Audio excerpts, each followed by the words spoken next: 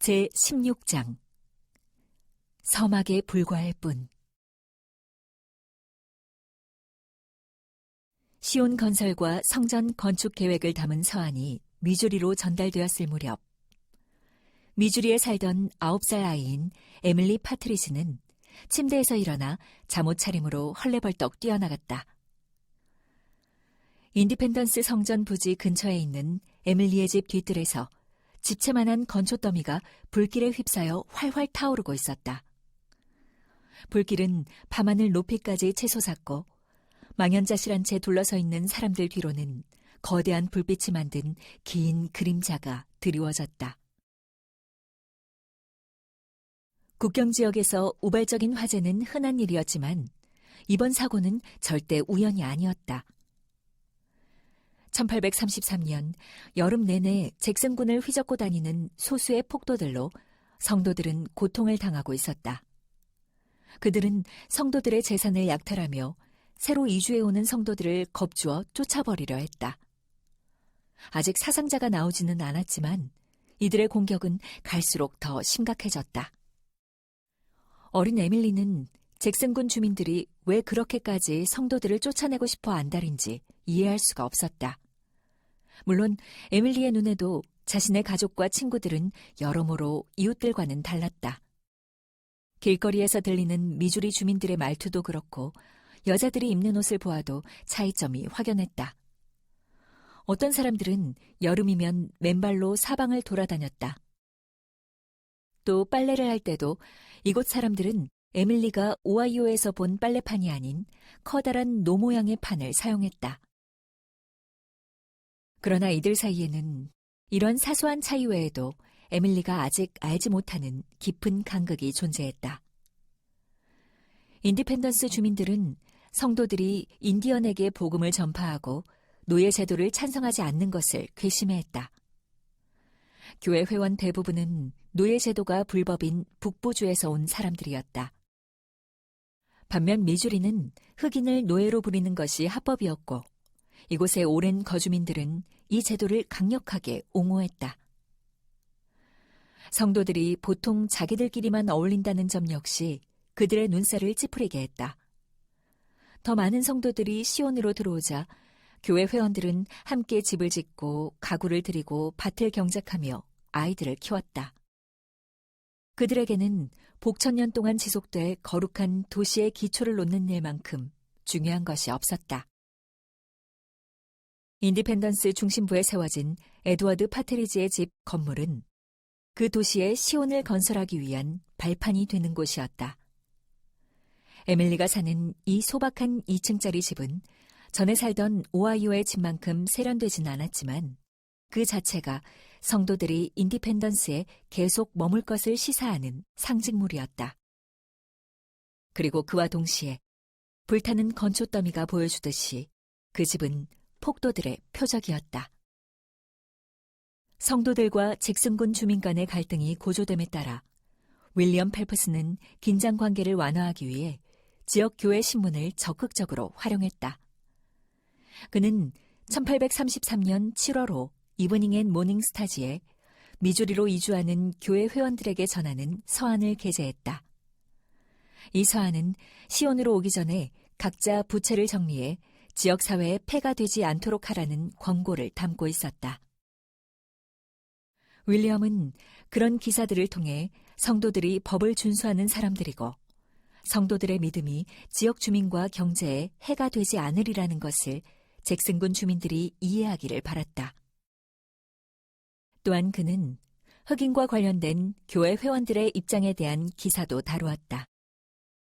윌리엄은 노예 해방 지지자들의 의견에 공감하는 사람이었지만 그것과는 별개로 독자들에게 성도들이 해방된 흑인의 권리를 제한하는 미주리의 법을 준수한다는 것을 알리고자 노력했다.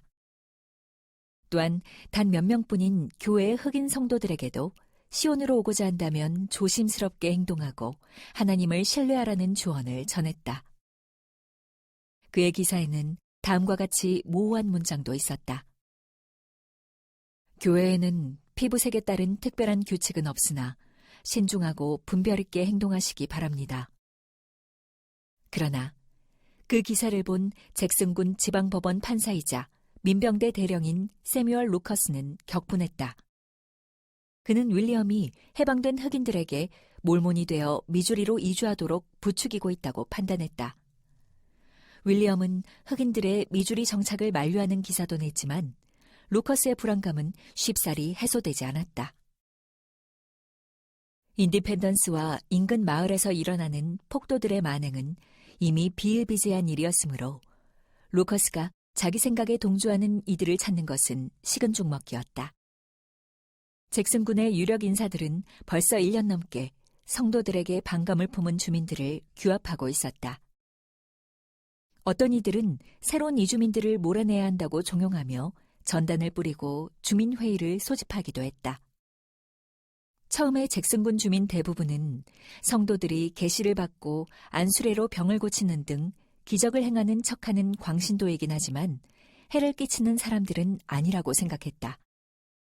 하지만 점점 더 많은 교회 회원들이 입을 모아 인디펜던스가 하나님께서 주신 약속의 땅이라고 주장하며 실제로 이곳에 정착을 해나가자 루커스와 지역 유지들은 교회 회원들과 그들이 받는 계시를 자신들의 재산과 정권을 위협하는 요인으로 여겼다. 윌리엄의 기사는 그렇게 그들이 가장 두려워하던 부분을 자극했던 것이다. 또 약 2년 전에 다른 주에서는 노예들 수십 명이 반란을 일으켜 거의 이틀 만에 50명 이상의 백인들이 살해당한 적이 있었다. 미주리와 남쪽주 전역의 노예주들은 자신들에게도 비슷한 일이 일어날까봐 늘 노심초사했다. 따라서 성도들이 해방된 흑인들을 잭슨군으로 불러들이면 이를 보고 자유를 동경하는 노예들이 반란을 일으킬 수도 있다는 생각에 일부 주민들은 두려움을 느끼고 있었다. 성도들이 누리고 있는 종교와 언론의 자유는 법으로 보장된 것이기에 루커스 일당은 자신들에게 위협이 되는 요소들을 합법적인 수단으로는 제거할 수 없다는 것을 알았다. 원치 않는 사람들을 폭력으로 자기네 지역에서 몰아내는 경우는 다른 지역에서도 종종 있는 일이었다. 따라서 그들이 함께 행동한다면 잭슨군에서 성도들을 몰아내고도 교묘히 넘어갈 수 있을 것이었다. 마침내 도시의 유력 인사들이 이주민들에 대한 조치를 취하기 위해 한자리에 모였다. 루커스 일당은 성도들에 대한 그들의 불만을 적어 인디펜던스 주민들에게 성명으로 발표했다. 이 성명은 필요한 모든 수단을 동원하여 성도들을 축출하겠다는 그들의 의지를 표명하는 것이었다. 그들은 7월 30일에 법원에서 모임을 소집하여 성도들을 어떻게 할지 결정하기로 했다. 이 성명서에 서명을 한 잭슨군 주민은 수백 명에 달했다. 이 소식은 윌리엄 펠프스에게도 전해졌다. 그는 신문기사가 역효과를 냈다는 것을 알고서 이를 바로잡으려 안간힘을 썼다.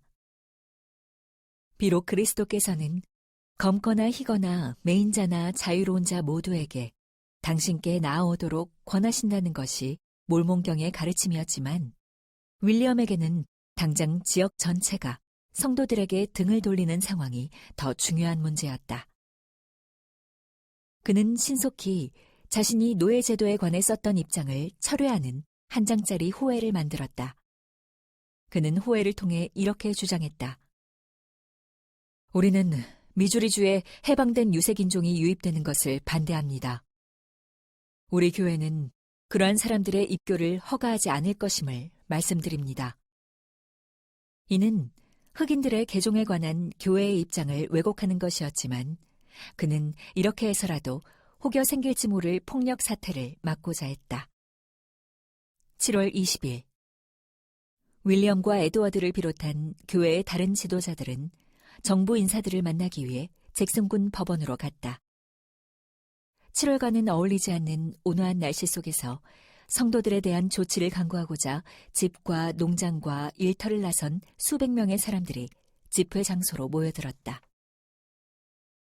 지역사회를 대표하는 세뮤얼 루카스와 12명의 인사들은 실력 행사 전에 먼저 교회 지도자들에게 마지막 경고를 주기로 결정했다. 그들은 이브닝 앤 모닝 스타즈의 발행을 중단하고 모든 성도들은 당장 이 지역을 떠나라고 강요했다. 시온의 감독이었던 에드워드는 그 요구가 성도들에게 얼마나 가혹한 것인지 잘 알았다. 인쇄소를 폐쇄하면 거의 마무리 단계에 접어든 계명의 책 출판은 앞날을 기약할 수 없게 된다. 또 잭슨군을 떠난다는 것은 단순히 재산을 잃는 것을 의미하는 것이 아니라 약속의 땅에서의 성도들의 기업을 포기하는 것을 의미했다. 에드워드는 그 제안을 숙고해 보겠다고 하면서 커틀랜드에 있는 조셉의 조언을 구해야 하니 3개월의 말미를 달라고 부탁했다. 하지만 잭슨군 지도자들은 단칼에 거절했다. 이에 에드워드는 다시 한번 미주리에 있는 다른 성도들과 의논할 시간을 열흘만 달라고 부탁했다. 그러나 그들이 그에게 허락한 시간은 단 15분이었다. 이런 중대한 결정을 압력에 떠밀려 하고 싶지 않았던 성도들은 결국 협상을 거부했다. 잭슨군 대표단은 자리를 떠났고 그중 한 남자는 에드워드에게 다가와 이제 곧 무서운 일이 벌어질 것이라고 경고했다. 법원과 멀지 않은 곳에 살던 셀리 펠프스는 교회 인쇄소 1층에 있는 자신의 집에서 몸이 아픈 갓난아이를 돌보고 있었다. 셀리 옆에는 그녀의 다른 4자녀들도 함께 있었다. 셀리의 남편 윌리엄은 법원에서 열리는 모임에 가기 위해 한참 전에 나가서 아직 돌아오지 않고 있었다. 셀리는 불안한 마음으로 모임 결과에 대한 소식을 기다리고 있었다. 그때 누군가가 부숴버릴 듯한 기세로 문을 쿵쾅쿵쾅 들이받는 소리가 들려왔다. 셀리와 아이들은 깜짝 놀랐다. 밖에서는 여러 명의 장정들이 커다란 통나무로 셀리의 집 문을 부수고 있었다. 인쇄소 주변에는 남녀노소 할 것 없이 많은 사람이 몰려들어 어떤 이들은 문을 부수는 남자들을 응원했고 또 어떤 이들은 말없이 이 광경을 지켜보았다. 마침내 문이 떨어져 나가자 무장한 남자들이 집 안으로 쳐들어와 셀리와 아이들을 끌어냈다. 그들은 닥치는 대로 가구며 세간을 문 밖으로 내던지고 창을 부수었다. 남자들은 건물 전체를 허물어뜨리기 시작했고 몇 명은 2층 인쇄소로 올라가서 타자기와 잉크를 건물 밖 바닥으로 집어던졌다. 셀리는 옆에 바싹 붙어선 아이들과 함께 그 광경을 속절없이 지켜볼 수밖에 없었다. 남자들은 인쇄소 2층 창문을 부수고 종이와 타자기, 인쇄기를 드러내어 창밖으로 내던졌다. 인쇄기는 바닥에 부딪혀 박살이 났다. 이 난장판 속에서 몇 명의 남자들이 아직 제본이 덜 끝난 계명의 책 사본을 가득 안고 나왔다. 그중 한 명이 이를 거리로 내던지며 사람들에게 소리쳤다. 여기 저 지긋지긋한 몰몬들의 계시의 책이 있소. 근처 울타리 옆에 웅크리고 숨어있던 15살 소녀 메리 엘리자베스 롤린스와 그녀의 13살 난 여동생 캐롤린도 계명의 책 사본이 내동댕이 쳐지는 것을 숨죽이고 지켜보았다. 그 인쇄물들은 메리도 전에 본 것들이었다. 메리와 캐롤린은 인디펜던스에서 성도들을 위한 상점을 운영하는 시드니 길버트의 조카딸이었다. 언젠가 메리는 삼촌 집에서 교회 지도자들이 새로운 인쇄물에 나온 계명을 읽고 토론하는 것을 함께 들은 적이 있었다. 그들이 이야기를 나눌 때 주님의 영이 그들과 함께했고 그중 몇 사람은 방언을 말했는데 메리는 그들의 말을 이해할 수 있었다. 계시의 책이 얼마나 가치 있는 것인지 마음 깊이 이해하는 메리는 그것이 길거리에 흩뿌려지는 광경을 참을 수가 없었다. 메리는 동생 캐롤린에게 더 엉망이 되기 전에 자기가 가서 계명의 책 낱장들을 주워오겠다고 말했다. 이제 남자들은 인쇄소 지붕을 들어올리고 있었다. 그들은 건물 벽을 허물어 아예 이곳을 폐허로 만들 작정이었다. 캐롤린은 언니의 생각에 동의하면서도 한편으로는 폭도들이 무서웠다. 저 사람들이 우릴 죽일 거야. 메리도 같은 생각이었지만 뜻을 굽힐 수는 없었다. 이에 언니 옆에서 떨어지고 싶지 않았던 캐롤린도 메리의 계획에 동참하기로 했다. 두 자매는 폭도들의 시선이 돌려질 때까지 기다렸다가 때를 맞춰 숨어있던 곳에서 쏜살같이 뛰어나왔다. 두 아이는 양팔 가득 최대한 많은 종이를 모아 품 안 가득 안아들었다. 하지만 울타리 뒤로 숨어들던 중에 이들은 발각되었고 남자들은 당장 멈추라고 고함을 질렀다. 메리와 캐롤린은 인쇄물을 더욱 꽉 움켜안고서 인근 옥수수밭으로 전속력을 다해 달려갔다. 두 명의 남자들이 이들의 뒤를 쫓았다. 옥수수대는 어른도 좋게 가릴 만큼 무성했고 메리와 캐롤린은 어디로 가야 할지 방향을 잡을 수가 없었다. 결국 두 아이는 땅바닥에 계명의 책 낱장들을 내려놓고 그 위에 납작 엎드렸다. 밭을 헤집으며 오가는 두 추적자들의 발자국 소리가 저벅저벅 들리는 동안 두 아이는 숨죽여 기다렸다. 발자국 소리는 점점 커지며 두 자매로 향해 오는 듯 하더니 다시 멀어졌다. 남자들은 수색을 포기하고 옥수수밭을 떠났다. 에밀리 파트리지와 에밀리의 언니 해리엇도 샘에서 모를 깃던 중에 자신들의 집으로 몰려가는 50여 명의 무장폭도들을 보게 되었다. 두 아이는 샘 옆에 숨어 공포에 떨면서 폭도들이 집을 포위하고 아버지를 잡아 어디론가 끌고 가는 모습을 지켜보았다. 폭도들이 에드워드를 끌고 간 곳은 광장이었다. 광장에는 이들에게 잡혀온 찰스 알렌이라는 또 한 명의 성도가 200여 명의 미주리 주민들에게 둘러싸여 있었다. 그날 주민회의를 주도했던 러셀 힉스가 에드워드 앞으로 성큼성큼 다가왔다. 그는 에드워드에게 잭슨 군을 떠나지 않으면 그에 상응하는 결과를 맞게 될 것이라고 협박했다. 에드워드는 신앙을 위해 고통을 감수하는 일은 어느 시대에나 있는 일이요 라고 답했다. 그는 성도들은 잘못한 것이 없으니 떠나지 않을 것이라고 대답했다. 군중 사이에서 누군가 소리쳤다. 너희 예수님을 불러보시지. 폭도들은 에드워드와 찰스를 밀어 넘어뜨렸고 힉스는 에드워드의 옷을 벗기려 했다. 에드워드가 저항하자 군중 사이에서 셔츠와 바지는 벗기지 말고 그대로 두자는 소리가 나왔다. 그 말에 힉스는 에드워드의 모자와 외투, 조끼를 벗기고 그를 폭도들에게 넘겼다. 폭도 두 사람이 앞으로 나와 에드워드와 찰스의 온몸에 타르와 깃털을 쏟아부었다. 타르는 산성물질처럼 피부를 부식하고 고통을 주었다. 그때 광장 근처에서는 비에나 잭스라는 개종자가 길에 흩어진 계명의 책 낱장을 줍고 있었다. 비에나는 시온 건설을 위해 상당한 비용을 헌납했었다. 그리고 이제는 그녀를 둘러싼 모든 것이 무너져 내리고 있었다.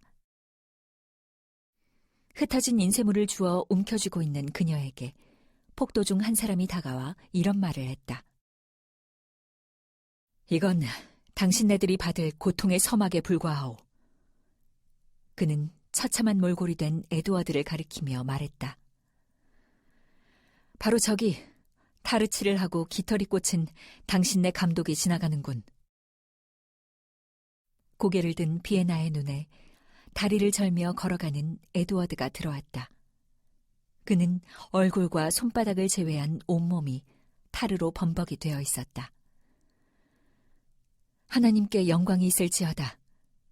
그녀가 소리쳤다. 감독님은 그 타르와 깃털로 영광의 왕관을 받으실 겁니다. 해가 지고 주위가 어둑해졌지만 셀리 펠프스는 돌아갈 집이 없었다. 그녀는 옥수수밭 옆에 있는 버려진 마구간에 몸을 숨기고 아이들과 함께 덤불을 모아 잠자리를 마련했다. 그때 옥수수밭에서 두 사람이 나타났다. 셀리는 흐릿한 불빛에 비친 두 사람을 알아보았다. 그들은 캐롤린과 메리 롤린스였다. 두 여자아이는 양팔 한가득 종이 낱장들을 안고 있었다. 셀리는 아이들에게 무엇을 안고 있느냐며 물었고, 캐롤린과 메리는 자신들이 지킨 계명의 책 낱장들을 보여주었다. 셀리는 그 낱장들을 받아 덤불더미로 만든 자신들의 잠자리 아래에 안전히 숨겼다. 앞으로 시온에 무슨 일이 닥칠지 전혀 알지 못한 채 셀리는 빠르게 다가오는 그날 밤의 어둠을 막고 있었다.